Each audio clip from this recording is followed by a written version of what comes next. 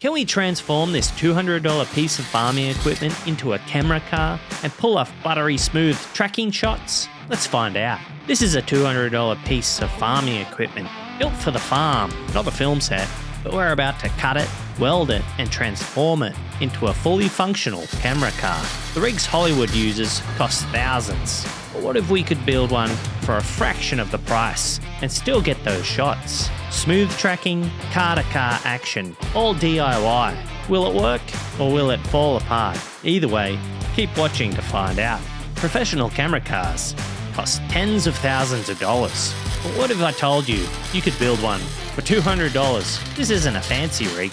It's a heavy-duty farming cart from ODRO. And with some cutting, grinding and welding, we're turning it into a tracking vehicle that you can pull off some buttery smooth car-to-car shots. No studio, just an obsession with getting the perfect shot on a budget. Can we really turn farm gear into a cinematic tool? Let's find out. So when ODRO reached out, they said I can choose anything from their website. And I chose this piece of farming equipment because I thought I could turn that into a camera stabilization system. So this is me unboxing it, figuring out all the parts, kind of working out how I'm going to do it. You know, a bunch of grinding and welding and drilling. The metal is a lot thicker than I expected. It just took a while to cut through it, but I knew it was going to be super strong, you know, over-engineered for a small camera. But it's going to be able to hold massive cameras with giant lenses. So the goal is to basically cut it down, weld it back together, drill a bunch of holes to try and adjust it vertically and mount a camera on it, and hopefully it's going to be stable. It is a little heavy, but it's going to be strong. That's kind of the way off. You either use aluminium and it's expensive and light and strong, but not as strong as steel. But steel is heavy, super strong. You're weighing up the differences between what's going to work the best. Now this system wouldn't be that good for traveling because it's probably like 50 pounds and it's way too long. But the arm system itself is pretty small, but still a little bit too heavy. So this is me just, grinding it down, kind of figuring out how it all goes together. I ended up using a trampoline spring. That was the right weight. Any camera, anything heavier would probably need a stronger spring or maybe two springs. I could set that up next. And so I slid it onto the vertical pole. Instead of going horizontal, I mounted it vertically and tested out the arm, and you can see here that it's actually working. So the theory is it's working out. So far so good. Make sure the welds are super strong so it's not going to fall off on the road. And then I found some angle iron which I used to make a triangle piece to jut off the arm, and then an actual system that kind of swings left and right and forward and back so that it's on like a pivot that can go all around, as you'll see later. And I ended up mounting it to the car, but it was a bit wobbly because for whatever reason they create those 2-inch adapters to kind of fit, not exactly snug, I guess, because everyone's a little bit different, so they keep it a little loose, and then you can kind of tighten it down with a bolt. So the initial test was, it was a little bit wobbly, so I went out and got some washers. The through bolts are 5/8 inch, super thick bolts. Normally I use like 1/4 inch or 3/8, but this is like the next level of heavy duty, 5/8. And this is the kind of the stabilization vibration dampener that I already made that for another kind of rig that I built where the camera will sit on top. It works, but it's not as good as having a suspension arm to go up and down to take in the big kind of jolts. So I just drilled a hole through the center, mounted it with a 3/8 bolt with a lock nut so it won't come loose, or a nylock nut. Mounted that, and here you can see how it moves forward and back and left and right onto the next. So this is the washer system I was talking about, because they made it a little bit of wobble room, so I welded some washers all around the sides so that it wouldn't wobble anymore. And I made it a little bit too thick, so I had to grind it down so it would fit snugly, eliminate any of that side-to-side action.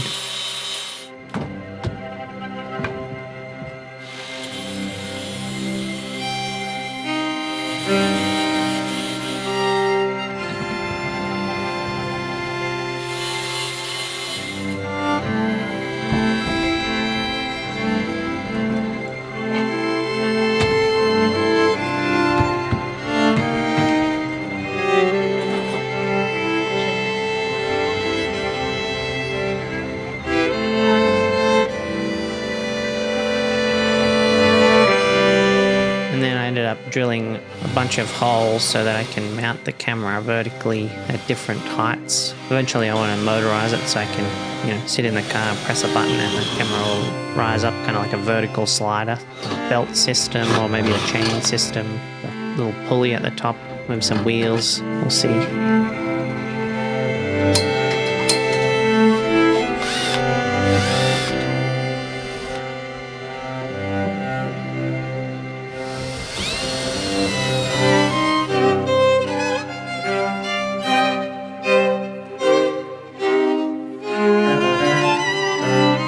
Here's the first test. We got it out in the field and everything bolted together. It looks nice. Well, it doesn't look nice, but it's working. So it was a little bit squeaky, so I sprayed a bit of WD-40 on it so it wouldn't squeak. And now silent, so that was good.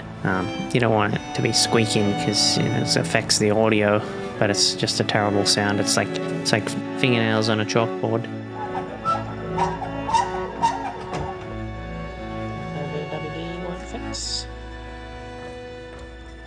So I put on a safety cable there. You can see the safety cable hold it all together just in case something comes loose. You always want to have some kind of safety in place. And the cables are there to kind of eliminate any vibrations. And I didn't have any digital stabilization turned on the camera just so I could see how much vibration there is, and it did pretty good. I mean, it could probably be a little bit better, like with image stabilization on it. It kind of takes out any vibrations, but sometimes you want a little bit. It makes it feel a little bit more real.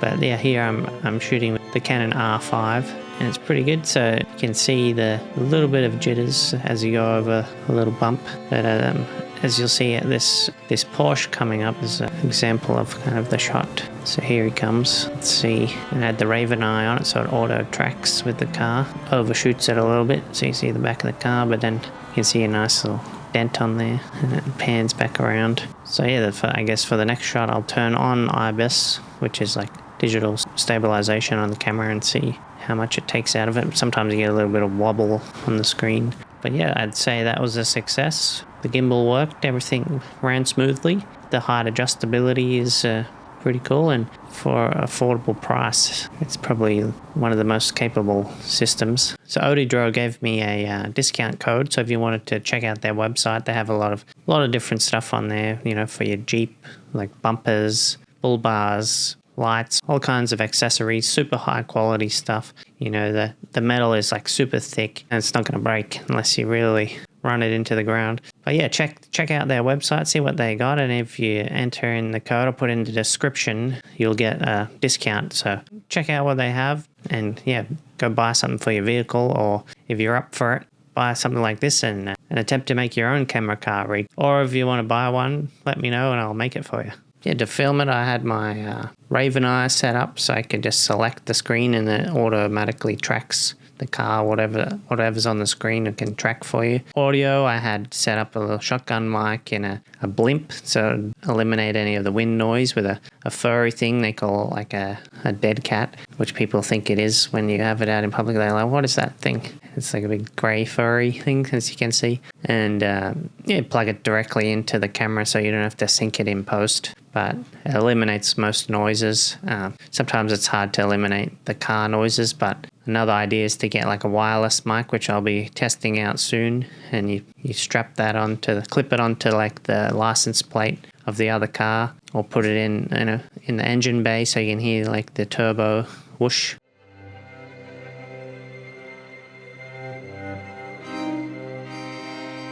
So this spring here, that's for a trampoline. With this suction cup so I can film with my phone here, get that angle.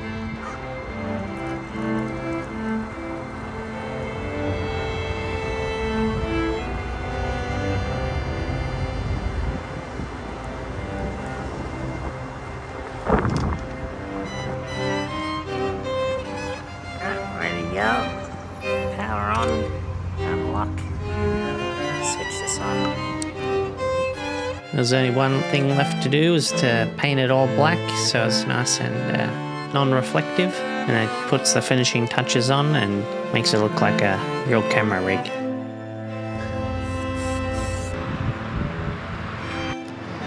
what it looks like. Can't really notice it that much driving.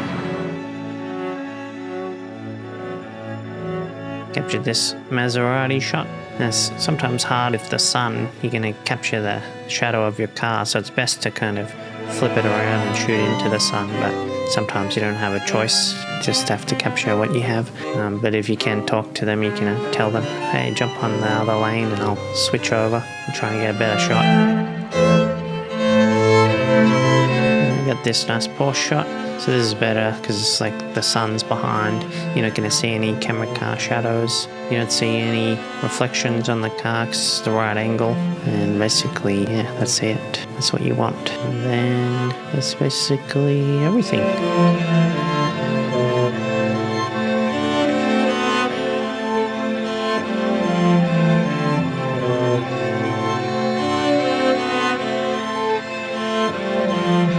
So hopefully you enjoyed that. If you have any questions about this rig, let us know in the comments and I'll be sure to answer them. If you want to see more, subscribe and we'll see you in the next video.